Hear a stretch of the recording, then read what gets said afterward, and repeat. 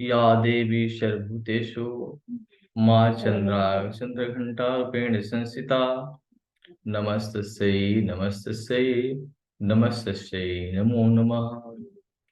वंदे वाञ्छितलाभाय चंद्रार्ककृतशेखरां सिंहारूढ़ा चंद्रघंटा यशस्विनम्। प्रिय मित्रों, आज नवरात्रि का तीसरा दिन है और आज का दिन समर्पित है माँ चंद्रघंटा के रूप में। माँ चंद्रघंटा वांछित लाभ देने वाली।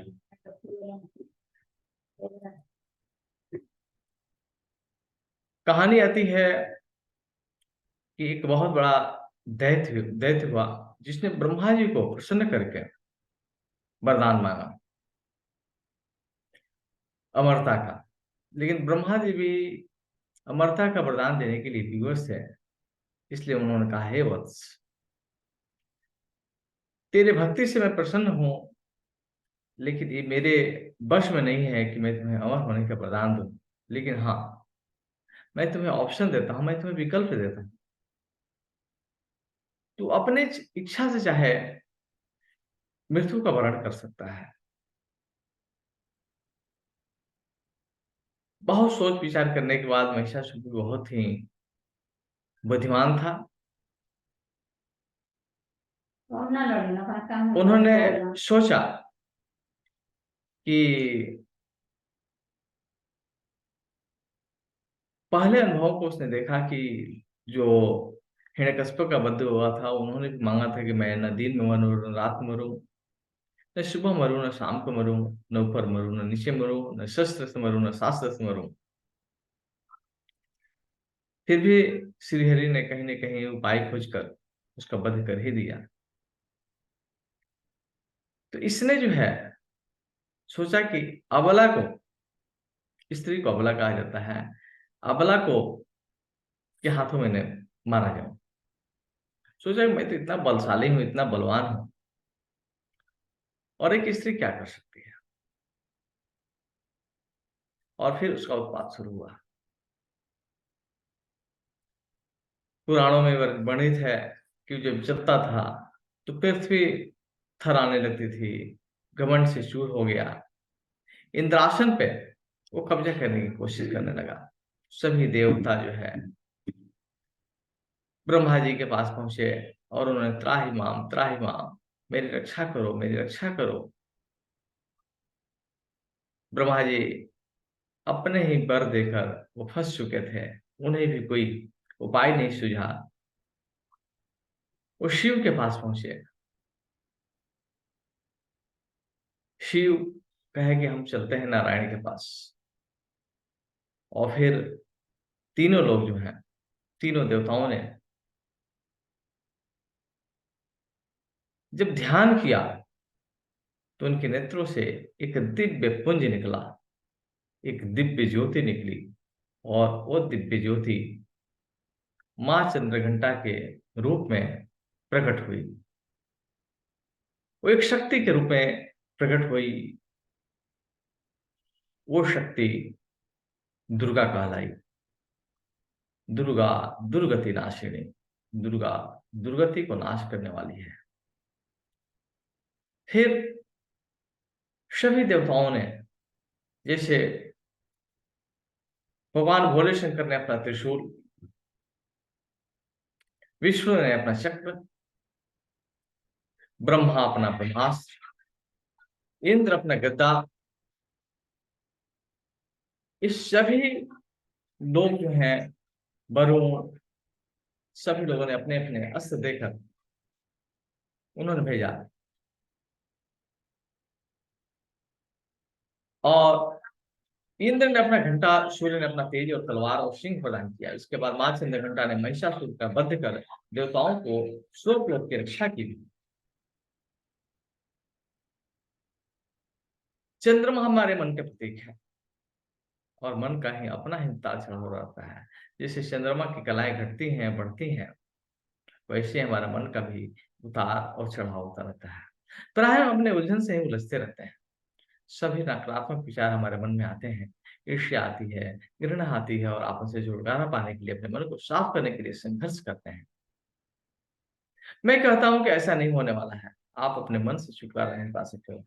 आप कहीं भी भाग जाएं, चाहे हिमालय पर ही क्यों न भाग जाएं, आपका मन आपके साथ ही भागेगा। यह आपकी छाया के समान है। इसीलिए तो कहा गया है, तन से कोई भाग ले प्राणी, मन से भाग न पाए, तेरा मन दर्पण कहलाए।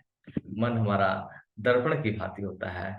शरीर से कोई कहीं भी भाग जाए, मन तो उसके साथ ही रहेगा। तो मित्रों, जैसे ही हमारे मन में नकारात्मक भाव विचार आते हैं, तो हम निरुत्साहित हो जाते हैं और शांत महसूस करते हैं। हम विभिन्न तरीकों से इनसे पीछे छुड़ाने की कोशिश करते हैं, पर यह मात्र कुछ समय के लिए है। कुछ समय बाद यही विचार फिर हमें घेर लेता है और हम वापस वही पहुंच जाते हैं जहां से हमने शुरुआत की थी। इसी से श्रीमद् देवी भागवत महापुराण में रक्त बीज की कल्पना की गई है कि रक्त बीज को माँ दुर्गा जो है, जैसे ही वध करती है, उसके जब खून की बूंदें पृथ्वी पर आती है, तो उतने रक्त से रक्त बीज पैदा हो जाते हैं। तो मित्रों, मन से न लड़ना है न भागना है। मन को समझना है, मन को सुलझाना है। मन तो उलझा हुआ है, वो सुलझाना है। और सुलझाने के लिए हम जबरदस्ती कोशिश करेंगे तो और उलझती चली जाएगी और उसमें गांठ पड़ती चली जाएगी और एक समय वो टूट जाएगी। तो जैसे रस्सी के धागे में एक गांठ पड़ गई है, तो जिस तरीके से रस्सी में गांठ पड़ती है, उसे जस्ट उल्टा करते हैं तो खुल जाती है। जब रस्सी खींचते हैं तो गांठ और मजबूत होती चली जाती है और टूट जाती है। इन विचारों से पीछा छुड़ाने के संघर्ष में न फंसे। ध्यान से, शांति से इन विचारों को देखें, इन उलझनों को देखें कि कहाँ-कहाँ आप जाकर फंस चुके हैं।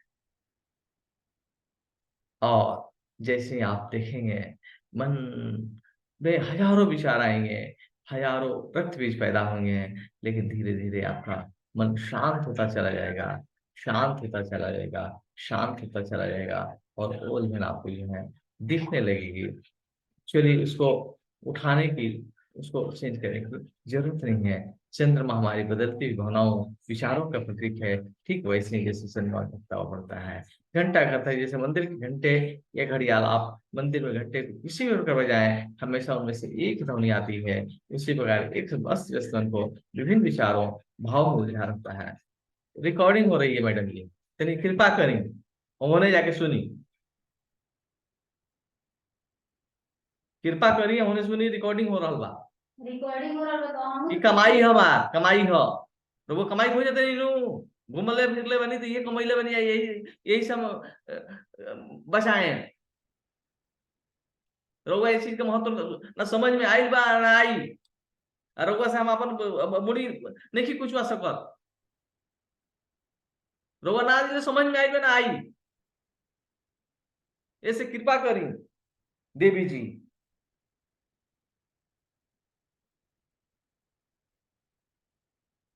सुने खातिर पूरा ऊपर नीचे फ्लोर पावे, जगह पावे, हे जा सुने खातिर, गाना बजावे खातिर, डिस्टर्ब करे खातिर नहीं है।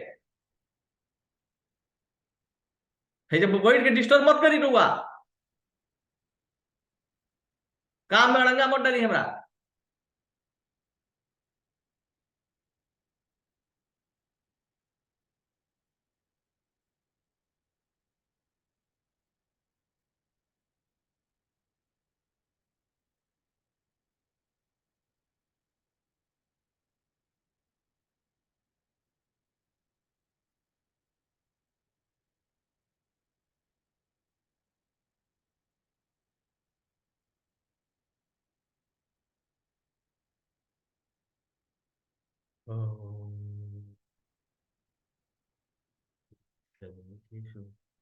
मायारूपिण संस्थिता नमस्तस्यै नमस्तस्यै नमस्तस्यै नमः। सर्वमंगल मांगल्ये शिवे सर्वार्थ साधिके शरणे त्र्यंबिके गौरी नारायणी नमोस्तुते। या देवी सर्वभूतेषु शक्ति रूपेण संस्थिता नमस्तस्यै नमस्तस्यै नमस्तस्यै नमः।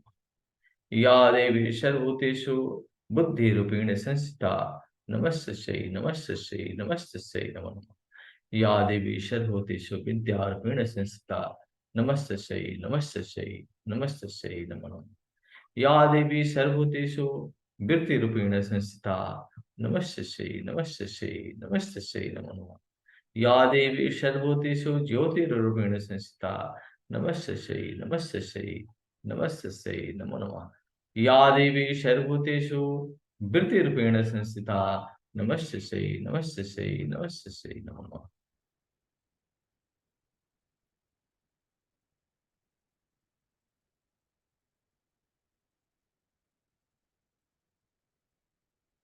मित्रों,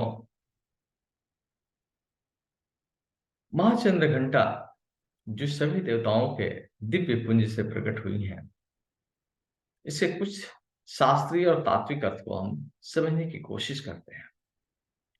महिषा यानी भैंस की उपमा दी गई है।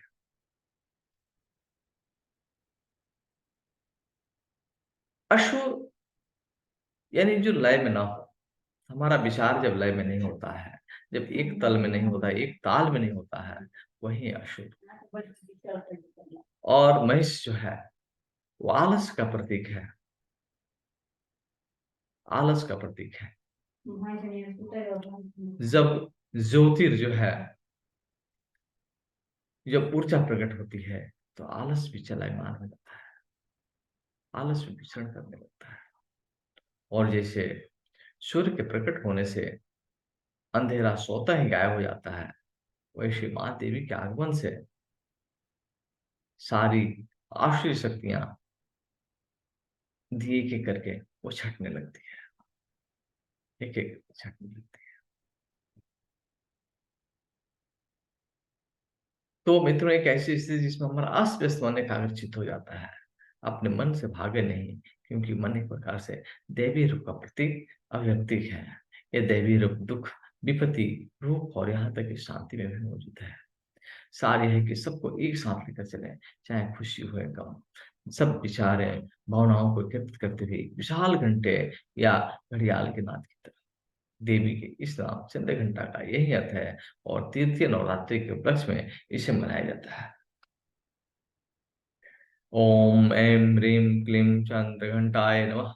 वंदे वाञ्छितलाभाय चंद्रार्कतीर्थशेखरां सिंहारूढ़ा चंद्रघंटा यशस्विनम् मणिपुर स्थितां तीर्थया दुर्गा नेत्रिनेत्रां खड़ग गदा त्रिशूल चापशर पद्म कमंडल माला वराभिकरां पटांबर परिधानां मृदास्याः नानालंकार भूषितां मंजीर हार केयूर किंकणी रत्नकुंडल मंडितां प्रफुल्ल वंदना विवाधारा कांता कपोलां तुगम उषां कमनीया लावण्या क्षीरघटी नितंबिना आपधारणी त्वम अद्या शक्ति शुभ परां आड़िमाणि आड़िमादि सिद्धत्रे चंद्रघटे प्राणायाम चंद्रमुखी इष्टदात्रे इष्ट मंत्र स्वरूपिणी धनदाते आनंदाते चंद्रघंटे प्राणायाम नाना रूप धारणी क्षामी ऐश्वर्यदायिनी सौभाग्य आरोग्यदायिनी चंद्रघंटे प्रणाम्याम